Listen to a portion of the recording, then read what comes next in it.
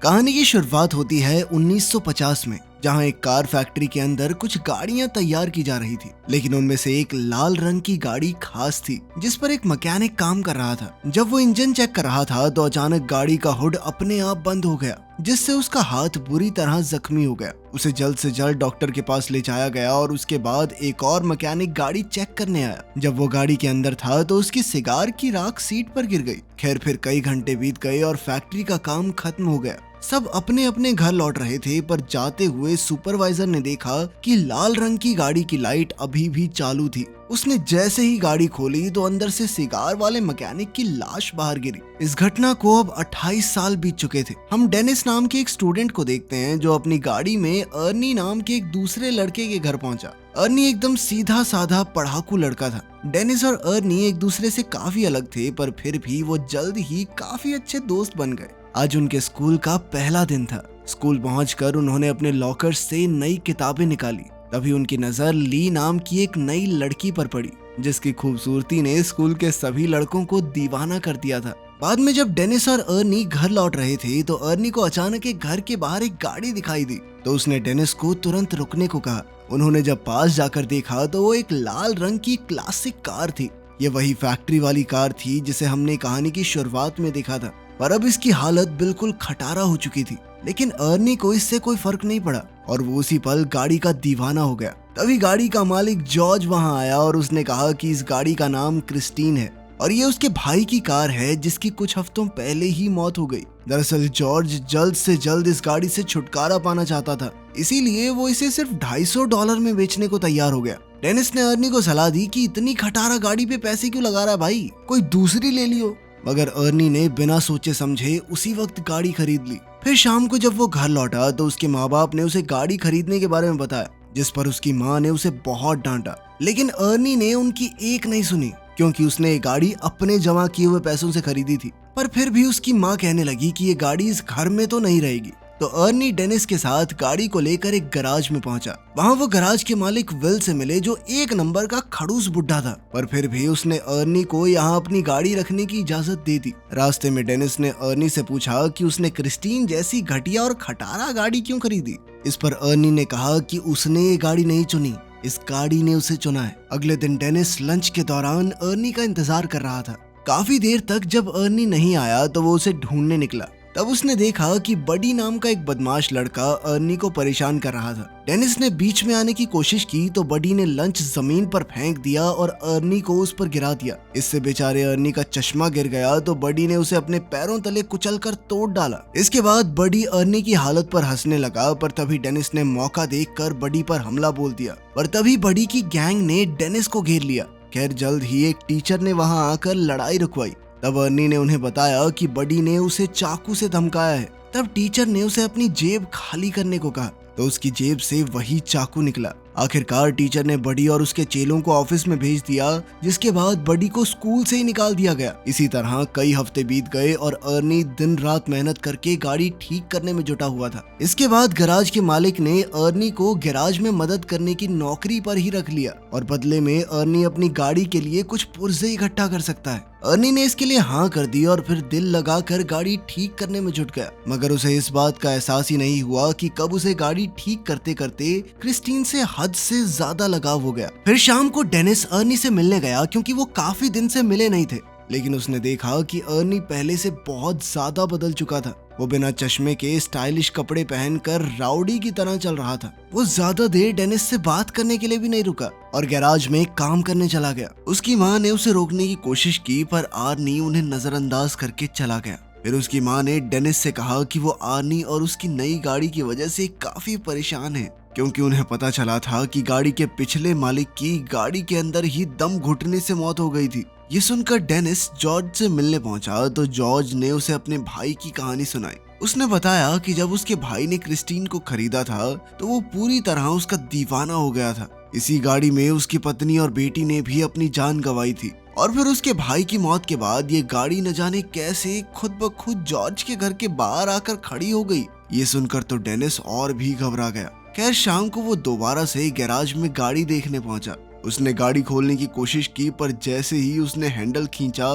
तो रेडियो अपने आप शुरू हो गया और डेनिस उसी समय डर कर भाग निकला। फिर अगली सुबह डेनिस स्कूल स्टेडियम में था क्योंकि आज उनका फुटबॉल मैच था।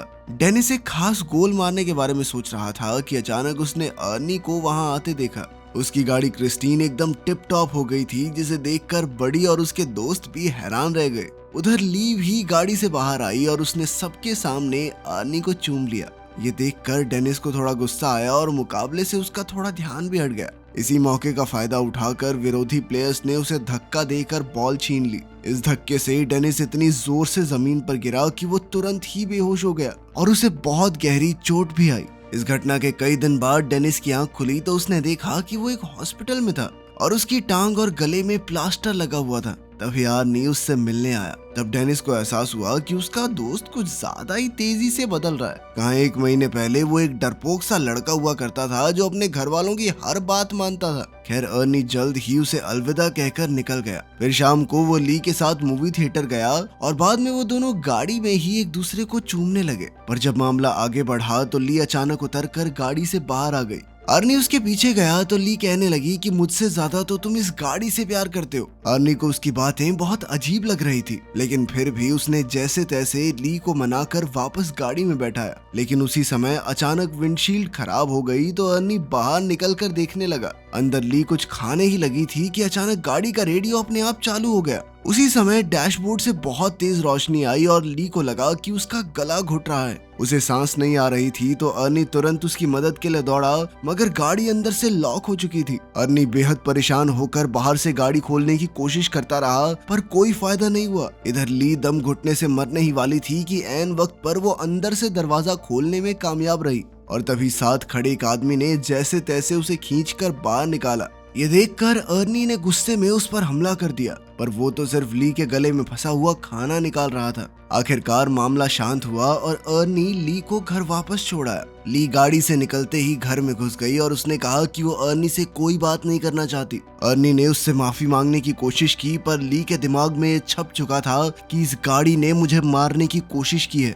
और तो और उसे लगता था कि क्रिस्टीन उससे जलती है, क्योंकि जब भी वो गाड़ी में इकट्ठे होते हैं तो कुछ न कुछ गड़बड़ हो जाती है। ये सब सुनकर अर्नी को लगा कि ली के दिमाग को धक्का लगा है, इसलिए उसने कहा कि वो कल बात करेंगे। फिर अर्नी वापस गाड़ी में बैठा, मगर गाड़ी चालू ही नहीं हो रही थी। तब उसने क्रिस्टीन से बात करते हुए कहा कि आज ली के साथ जो भी हुआ उससे कोई फर्क नहीं पड़ता, क्योंकि वो क्रिस्टीन से हमेशा उतना ही प्यार करता रहेगा। इसके बाद उसने चाबी घुमाई तो गाड़ी तुरंत ही चालू हो गई। अब वो सीधा गैराज पहुंचा और क्रिस्टीन को वहीं छोड़कर घर वापस चला गया। पर तभी उसके पीछे से बडी और उसके दोस्त गैराज में घुस गए। उन सबके पास तरह तरह के हथियार थे और देखते ही देखते उन्होंने पूरी गाड़ी तबाह कर दी। फिर अगले दिन अर्नी ने ली को जैसे तैसे मना ही लिया और फिर वो दोनों गैराज में आए ताकि अर्नी गाड़ी से अपना वॉलेट निकाल सके। मगर जैसे ही वो अंदर गए तो क्रिस्टीन को तहस नहस देखकर अर्नी को बहुत बड़ा धक्का लगा। ली ने हैरान होकर पूछा कि ये किसने किया, मगर अर्नी अचानक बिना बात के उस पर चिल्ला पड़ा और उसने ली को दूर चले जाने को कहा। बाद में अर्नी ने अपने माँ बाप को इस बारे में बताया तो उन्होंने अर्नी को शांत करते हुए कहा कि वो उसे नई गाड़ी दिलवा देंगे। पर इससे अर्नी को और ज्यादा गुस्सा आ गया, क्योंकि वो जानता था कि ली की तरह उसके माँ बाप को भी क्रिस्टीन से नफरत है। और तो और उसने क्रिस्टीन की इस हालत का जिम्मेदार भी अपने माँ बाप को ही ठहराया, क्योंकि अगर वो उसे गाड़ी घर पर रखने की इजाजत दे देते तो आज वो सही सलामत होती। फिर वो उन्हें और भी बुरा भला कहकर अपने कमरे में जाने लगा, पर उसके पिता ने उसे पीछे से पकड़कर अपनी माँ से माफी मांगने को कहा। मगर अर्नी और भी बुरा भला बोलता ही जा रहा था तो उसके पिता ने उस पर हाथ उठा दिया, लेकिन अर्नी ने भी वापस हमला किया और चुपचाप घर से बाहर आ गया। वो सीधा क्रिस्टीन के पास पहुंचा और एक बार फिर से एक एक पुर्जा जोड़कर उसे ठीक करने का फैसला किया। मगर उसने अब जो देखा उसके पैरों तले जमीन ही खिसक गई। उसने देखा कि मानो जादू से गाड़ी अपने आप ही ठीक हो रही थी। तब आर्नी ने खुश होकर गाड़ी से पूछा कि वो क्या क्या कर सकती है। अब गाड़ी ने कुछ ही पलों में खुद को ठीक करके पहले जैसा कर लिया। खैर फिर आधी रात को हम मुची नाम के एक लड़के को देखते हैं जो बडी का साथी गुंडा था। वो सड़क के बीचों बीच एक ट्रक को रोककर उसे लूट रहा था। तभी अचानक उसे दूर से गाड़ी के इंजन की आवाज सुनाई दी। उसने थोड़ी पास जाकर देखा तो पता चला कि ये तो क्रिस्टीन थी, जो एकदम नई होकर उसके सामने आकर खड़ी हो गई थी। उसे लगा कि अर्नी गाड़ी में ही होगा तो वो समझ गया कि अर्नी को पता चल गया है कि उसने ही बडी के साथ मिलकर क्रिस्टीन को तहस नहस किया था। अब वो अर्नी से माफी मांगने लगा, पर अचानक गाड़ी की हेडलाइट जली और वो तेजी से मूची की ओर बढ़ने लगी। मूची उसी पल अपनी जान बचाकर भागा और सड़क के साथ मौजूद गली में छुप गया। उसे लगा कि अब तो गाड़ी उसका पीछा छोड़ देगी, मगर जल्द ही क्रिस्टीन दोबारा से उसके पीछे पड़ गई। अब मूची भागकर एक पुराने वेयरहाउस में घुस गया, लेकिन क्रिस्टीन ने उसका पीछा नहीं छोड़ा। आखिरकार मूची एक जगह फंस गया जहां क्रिस्टीन ने उसे घेर लिया और अब उसके पास भागने का कोई रास्ता नहीं था। मूची ने अपना चाकू निकालकर अर्नी को धमकी दी, पर क्रिस्टीन जबरदस्ती अंदर घुस गई और मूची को बेरहमी से कुचल दिया। फिर अगली सुबह अर्नी डेनिस से मिलने गया और उसे मूची की मौत के बारे में बताया। ये सुनकर डेनिस को बहुत हैरानी हुई। उसे ये भी समझ नहीं आ रहा था कि अगर क्रिस्टीन पूरी तरह तबाह हो गई थी तो वो अपने आप ठीक कैसे हो गई। मगर अर्नी ने कोई जवाब नहीं दिया और चुपचाप चला गया। तभी डिटेक्टिव जेंकिंस उससे मिलने आया और भरोसा दिया कि वो क्रिस्टीन पर हमला करने वाले गुंडों को ढूंढ रहा है और साथ ही मूची के कत्ल का केस भी उसी के पास है। अर्नी ने कहा कि वो मूची की मौत के बारे में कुछ नहीं जानता, पर वो इस खबर से बहुत खुश है। ये सुनकर डिटेक्टिव को उस पर शक हो गया। उसने अर्नी को बताया कि उसकी गर्लफ्रेंड ने ये गवाही दी है कि गाड़ी बिल्कुल टूटने फूटने के बावजूद भी अपने आप ठीक हो गई। ये सुनने के बाद अर्नी चुपचाप वहाँ से चला गया। बाद में उसने ली को फोन करके मिलने बुलाया तो ली ने इनकार कर दिया, जिससे वो और ज्यादा गुस्से में आ गया। वहीं दूसरी ओर ली और उसका दोस्त डॉन शराब लेकर गाड़ी में जा रहे थे। रास्ते में एक दूसरी गाड़ी उनका पीछा करने लगी तो बडी ने गाड़ी रोककर देखा कि आखिर इस गाड़ी में कौन है, पर हेडलाइट्स की वजह से उसे कुछ दिखाई नहीं दिया। फिर उसने अपनी गाड़ी रिवर्स की तो दूसरी गाड़ी भी वैसे ही रिवर्स होने लगी और तब ये खुलासा होता है कि वो गाड़ी कोई और नहीं बल्कि क्रिस्टीन ही थी। अब बडी ने गुस्से में आकर गाड़ी भगाई और सीधा एक गैस स्टेशन पर जाकर ही रुका जहां उसका दोस्त रिची काम करता था। फिर उसने बाहर आकर एक लोहे का सरिया उठाया और अपना पीछा करने वाले आदमी को सबक सिखाने के लिए तैयार हो गया। लेकिन तभी क्रिस्टीन बहुत तेज रफ्तार में आई और सीधा बडी की गाड़ी से जा टकराई, जिससे उसकी गाड़ी का बहुत नुकसान हुआ। बडी को लगा कि अर्नी गाड़ी के अंदर ही है तो उसने अर्नी को बाहर निकलने को कहा, पर क्रिस्टीन एक बार फिर तेजी से बडी की गाड़ी से जा टकराई और सीधा उसे वर्कशॉप में घुसा दिया। डॉन गाड़ी में बैठा था तो क्रिस्टीन ने उसे भी बडी की गाड़ी के साथ ही कुचल दिया। उसी समय बडी की गाड़ी से पेट्रोल लीक होने लगा और अचानक उसमें आग लग गई। कुछ ही पलों में पूरे गैराज में जबरदस्त धमाका हो गया और रिची भी इसी आग में झुलसकर मारा गया। ये देखते ही बडी अपनी जान बचाकर भागा, पर क्रिस्टीन जलते हुए फिर से उसका पीछा करने लगी। आखिरकार उसने बडी को भी कुचल दिया और वो वहीं जलकर राख हो गया। कुछ समय बाद गैराज में विल को किसी गाड़ी के आने की आवाज सुनाई दी। उसने देखा कि क्रिस्टीन धुएं से लिपटी हुई थी। उसे काफी हैरानी हुई क्योंकि अर्नी तो कोई दूसरी गाड़ी ठीक करने गया हुआ था। अब वो अपनी बंदूक लेकर देखने गया कि क्रिस्टीन के अंदर आखिर बैठा कौन है। उसने दरवाजा खोलने की कोशिश की पर वो बहुत ज्यादा गर्म थी और इसीलिए उसने कपड़े की मदद से दरवाजा खोला।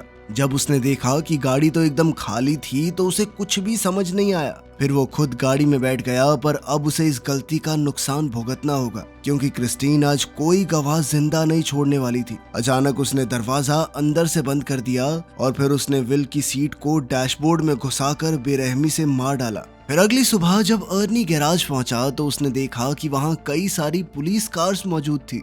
वहां वो डिटेक्टिव जेंकिंस से मिला तो पता चला कि क्रिस्टीन में गैराज के मालिक विल की लाश मिली है। इस पर अर्नी कहने लगा कि वो नहीं जानता ये सब कैसे हुआ, पर उसका दिल जानता था कि इसके पीछे क्रिस्टीन का ही हाथ है क्योंकि वो एक बार फिर से चमचमाती हुई अपनी जगह पर खड़ी थी। उधर डेनिस हॉस्पिटल से घर लौटा तो ली ने उसे फोन करके कहा कि वो उससे मिलना चाहती है। ली ने कहा कि उसे लगता है कि क्रिस्टीन ने अर्नी को अपने वश में कर लिया है और अब वो क्रिस्टीन की दीवानगी में पागल होकर कुछ भी उलझुल हरकतें कर रहा है। डेनिस ने कहा कि उसे यकीन है कि अर्नी खुद से कोई गलत काम नहीं कर सकता, लेकिन अगर क्रिस्टीन ने उसके दिमाग पर कब्जा कर लिया है तो उसे खत्म करना बहुत जरूरी है। इसके बाद ली अपने घर लौट आई, पर कुछ ही पलों में अर्नी क्रिस्टीन में बैठकर वहां आ पहुंचा। उसने डेनिस को ड्राइव पर चलने को कहा तो डेनिस नीचे आ गया। अर्नी एक बार फिर से बहुत अजीब बर्ताव कर रहा था। अचानक वो बहुत तेज रफ्तार में गाड़ी चलाने लगा और फिर उसने स्टीयरिंग व्हील भी छोड़ दिया। ये देखकर डेनिस काफी ज्यादा घबरा गया और उसने कहा कि क्रिस्टीन उसके कंट्रोल में नहीं है,